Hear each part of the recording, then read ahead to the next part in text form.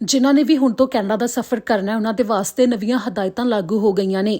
Canada ਸਰਕਾਰ ਨੇ ਐਲਾਨ ਕਰ ਦਿੱਤਾ ਹੈ ਕਿ ਕੈਨੇਡਾ ਵਿੱਚ ਦਾਖਲ ਹੋਣ ਵਾਲਿਆਂ ਦੇ ਲਈ ਪਹਿਲਾਂ ਤੋਂ ਕੋਵਿਡ-19 ਟੈਸਟ ਦੀ ਨੈਗੇਟਿਵ ਰਿਪੋਰਟ ਉਹਨਾਂ ਦੇ ਕੋਲ ਹੋਣੀ ਜ਼ਰੂਰੀ ਹੈ। 3 ਦਿਨ ਪਹਿਲਾਂ ਤੱਕ ਦਾ ਇਹ ਟੈਸਟ ਮੰਨਿਆ ਜਾਵੇਗਾ ਤੇ ਇਸ ਦੇ ਲਈ ਜੋ ਟਰੈਵਲ ਦੇ ਲਈ PCR ਟੈਸਟ ਹੁੰਦਾ ਹੈ ਉਹ ਹੀ ਕਰਵਾਇਆ ਜਾ ਸਕੇਗਾ, ਜਿਸ ਦੀ ਰਿਪੋਰਟ ਦੇਖੀ ਜਾਵੇਗੀ। ਕੋਵਿਡ-19 ਟੈਸਟ ਦੀ ਰਿਪੋਰਟ ਨੈਗੇਟਿਵ ਦੇਖੇ ਜਾਣ ਤੋਂ ਬਾਅਦ ਹੀ ਦੇਸ਼ ਦੇ ਵਿੱਚ ਦਾਖਲ ਹੋਣ ਦਿੱਤਾ ਜਾਵੇਗਾ। ਇਸ ਦੇ ਨਾਲ ਹੀ ਇਹ ਵੀ ਜਾਣਕਾਰੀ ਦਿੱਤੀ ਗਈ ਹੈ ਕਿ ਕੈਨੇਡਾ ਦੇ ਪੋਰਟਸ ਦੇ ਉੱਤੇ ਜਿੱਥੇ ਵੀ ਐਂਟਰੀ ਹੋਣੀ ਹੈ ਜਾਂ ਫਿਰ 에ਅਰਪੋਰਟ ਦੇ ਉੱਤੇ ਹੋਵੇ ਜਾਂ ਫਿਰ ਜਿਹੜੇ ਬਾਈ ਰੋਡ ਆ ਰਹੇ ਨੇ ਉਹਨਾਂ ਦੇ ਵਾਸਤੇ ਉੱਥੇ ਹੁਣ ਹੋਰ ਜ਼ਿਆਦਾ ਬਾਰਡਰ ਅਧਿਕਾਰੀਆਂ ਦੀਆਂ ਡਿਊਟੀਆਂ ਲਾਈਆਂ ਜਾ ਰਹੀਆਂ ਨੇ ਤਾਂ ਕਿ ਜਿੰਨੇ ਵੀ ਵਿਅਕਤੀ ਕੈਨੇਡਾ ਵਿੱਚ ਦਾਖਲ ਹੋ ਰਹੇ ਨੇ ਉਹ ਪੂਰੀ ਤਰ੍ਹਾਂ ਹਦਾਇਤਾਂ ਦੀ ਪਾਲਣਾ ਕਰਨ, ਇਸ ਨੂੰ ਸਥਾਈ ਬਣਾਇਆ ਜਾ ਸਕੇ। ਇਸ ਦੇ ਬਾਰੇ public health minister bill Blair ਦੇ ਵੱਲੋਂ ਐਲਾਨ ਕੀਤਾ ਗਿਆ ਤੇ ਨਾਲ ਹੀ ਉਹਨਾਂ ਨੇ ਇਹ ਵੀ ਕਿਹਾ ਕਿ ਬੇਸ਼ੱਕ ਕੋਵਿਡ-19 ਦੇ ਟੈਸਟ ਦੀ ਰਿਪੋਰਟ ਨੈਗੇਟਿਵ ਹੋਵੇਗੀ ਜਦੋਂ ਕੋਈ ਕੈਨੇਡਾ ਵਿੱਚ ਦਾਖਲ ਹੋਵੇਗਾ, ਪਰ ਫਿਰ ਵੀ ਉਹਨਾਂ ਨੂੰ 14 ਦਿਨ ਦੇ ਕੁਆਰੰਟਾਈਨ ਤੋਂ ਰਾਹਤ ਨਹੀਂ ਮਿਲੇਗੀ। ਸਾਰਿਆਂ ਦੇ ਵਾਸਤੇ 14 ਦਿਨ ਦੇ ਲਈ ਕੁਆਰੰਟਾਈਨ ਕਰਨਾ ਵੀ ਲਾਜ਼ਮੀ ਹੋਵੇਗਾ। ਇੱਥੇ ਵੀ ਜਾਣਕਾਰੀ ਦਿੱਤੀ ਗਈ ਹੈ ਕਿ ਇਸ ਦੇ ਉੱਤੇ ਹੋਰ ਜ਼ਿਆਦਾ ਵਿਸਥਾਰ ਵਿੱਚ ਜਾਣਕਾਰੀ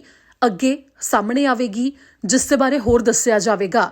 ਅਗਲੇ ਹਫ਼ਤੇ ਤੱਕ ਇਸ ਦੇ ਉੱਤੇ ਜਾਣਕਾਰੀ ਜਾਰੀ ਕਰਨ ਦੀ ਗੱਲ ਕਹੀ ਗਈ ਹੈ। ਇਸ ਲਈ ਕਿਹਾ ਗਿਆ ਹੈ ਕਿ ਸਾਰਿਆਂ ਦੇ ਵਾਸਤੇ ਜਿਹੜੇ ਵੀ ਕੈਨੇਡਾ ਵਿੱਚ ਦਾਖਲ ਹੋ ਰਹੇ ਨੇ, ਜਿਵੇਂ ਕਿ ਕੁਆਰੰਟਾਈਨ 14 ਦਿਨ ਦੇ ਵਾਸਤੇ ਕਰਨਾ ਜ਼ਰੂਰੀ ਹੈ, ਤਾਂ ਪਹਿਲਾਂ ਤੋਂ ਉਹ ਇੰਤਜ਼ਾਮ ਕਰਕੇ ਆਉਣ ਕਿ ਉਹਨਾਂ 14 ਦਿਨਾਂ ਦੇ ਵਿੱਚ ਉਹਨਾਂ ਨੇ ਕਿੱਥੇ ਰਹਿਣਾ ਹੈ, ਉੱਥੇ ਉਹਨਾਂ ਦੇ ਖਾਣ ਪੀਣ ਦਾ ਇੰਤਜ਼ਾਮ ਪੂਰਾ ਹੋਵੇ। ਜੇਕਰ ਉਹਨਾਂ ਨੂੰ ਕੋਈ ਦਵਾਈ ਲੈਣੀ ਪੈਂਦੀ ਹੈ ਤਾਂ ਉਸ ਦਾ ਵੀ ਪਹਿਲਾਂ ਹੀ ਇੰਤਜ਼ਾਮ ਕੀਤਾ ਗਿਆ ਹੋਵੇ। ਨਾਲ ਹੀ ਇੱਥੇ ਵੀ ਕਿਹਾ ਗਿਆ ਹੈ ਕਿ 14 ਦਿਨ ਦੇ ਵਾਸਤੇ ਜੋ ਕੁਆਰੰਟਾਈਨ ਦੀ ਹਦਾਇਤ ਹੈ, ਜੇਕਰ ਉਸ ਦੀ ਕੋਈ ਵੀ ਉਲੰਘਣਾ ਕਰਦਾ ਹੈ ਤਾਂ ਉਸ ਨੂੰ 6 ਮਹੀਨੇ ਤੱਕ ਲਈ ਜੇਲ੍ਹ ਦੀ ਸਜ਼ਾ ਹੋ ਸਕਦੀ ਹੈ ਤੇ ਨਾਲ ਹੀ $7.5 ਲੱਖ ਤੱਕ ਦਾ ਫਾਈਨ ਵੀ ਲੱਗ ਸਕਦਾ ਹੈ। ਇਸ ਦੇ ਲਈ ਇਹ ਵੀ ਹੈ ਕਿ ਜਿਹੜੇ ਕਈ ਯਾਤਰੀ ਐਮਰਜੈਂਸੀ ਦੇ ਵਿੱਚ ਕੈਨੇਡਾ ਆਉਂਦੇ ਨੇ, ਜਿੱਥੇ ਆ ਕੇ ਉਹਨਾਂ ਨੂੰ ਜਾਂ ਫਿਰ ਕਿਸੇ ਦੇ ਅੰਤਮ ਰਸਮਾਂ 'ਚ ਸ਼ਾਮਲ ਹੋਣਾ ਪੈਂਦਾ ਹੈ ਜਾਂ ਫਿਰ ਸਿਹਤ ਨੂੰ ਲੈ ਕੇ ਕੋਈ ਉਹਨਾਂ ਦੇ ਕੋਲ ਪਹਿਲਾਂ ਤੋਂ ਆਗਿਆ ਮੌਜੂਦ ਹੋਵੇ, ਤਾਂ ਉਹਨਾਂ ਦੇ ਲਈ ਵਿਸ਼ੇਸ਼ ਹੈ ਕਿ ਉਹ 14 ਦਿਨ ਦੇ ਕੁਆਰੰਟਾਈਨ ਦੇ ਸਮੇਂ ਨੂੰ ਤੋੜ ਸਕਦੇ ਨੇ, ਪਰ ਇਸ ਦੇ ਲਈ ਵੀ ਉਹਨਾਂ ਕੋਲ ਇਜਾਜ਼ਤ ਹੋਣੀ ਜ਼ਰੂਰੀ ਹੈ। ਉਹਨਾਂ ਤੋਂ ਇਲਾਵਾ ਹੋਰ ਕੋਈ ਵੀ 14 ਦਿਨ ਦੇ ਕੁਆਰੰਟਾਈਨ ਦੀ ਇਸ ਹਦਾਇਤ ਨੂੰ ਭੰਗ ਨਹੀਂ ਕਰ ਸਕਦਾ। ਇੱਥੇ ਜ਼ਿਕਰਯੋਗ ਹੈ ਕਿ 29 ਦਸੰਬਰ ਤੱਕ 5.5 ਲੱਖ ਤੋਂ ਵੱਧ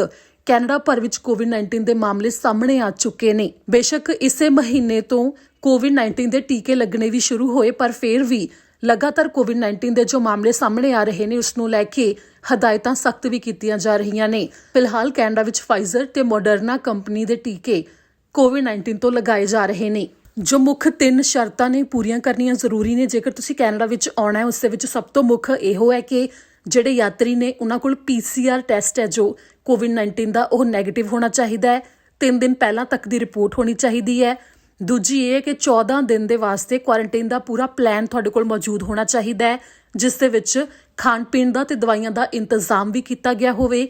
ਤੇ ਤੀਜੀ ਮੁੱਖ ਇਹ ਹੈ ਕਿ ਤੁਸੀਂ ਅਰਾਈਵ ਕੈਨ ਫੋਨ ਦੇ ਵਿੱਚ ਐਪਲੀਕੇਸ਼ਨ ਨੂੰ ਡਾਊਨਲੋਡ ਕਰਕੇ ਉਸ ਦੇ ਵਿੱਚ ਜਾਣਕਾਰੀ ਭਰਨੀ ਹੈ, ਜਿਸ ਦੇ ਵਿੱਚ ਸੈਲਫ ਅਸੈਸਮੈਂਟ ਵੀ ਹੈ ਤੇ ਤੁਹਾਨੂੰ ਉਸ ਦੇ ਵਿੱਚ ਇੱਕ ਰਸੀਦ ਵੀ ਮਿਲੇਗੀ ਜੋ ਅੰਤ ਵਿੱਚ ਐਪਲੀਕੇਸ਼ਨ ਦੇ ਵਿੱਚ ਜਾਣਕਾਰੀ ਭਰੇ ਜਾਣ ਤੋਂ ਬਾਅਦ ਸਾਹਮਣੇ ਆਉਂਦੀ ਹੈ। ਉਸ ਨੂੰ ਦੇਖ ਕੇ ਹੀ ਬਾਰਡਰ ਅਧਿਕਾਰੀ ਤੁਹਾਨੂੰ ਐਂਟਰੀ ਦੇਣਗੇ।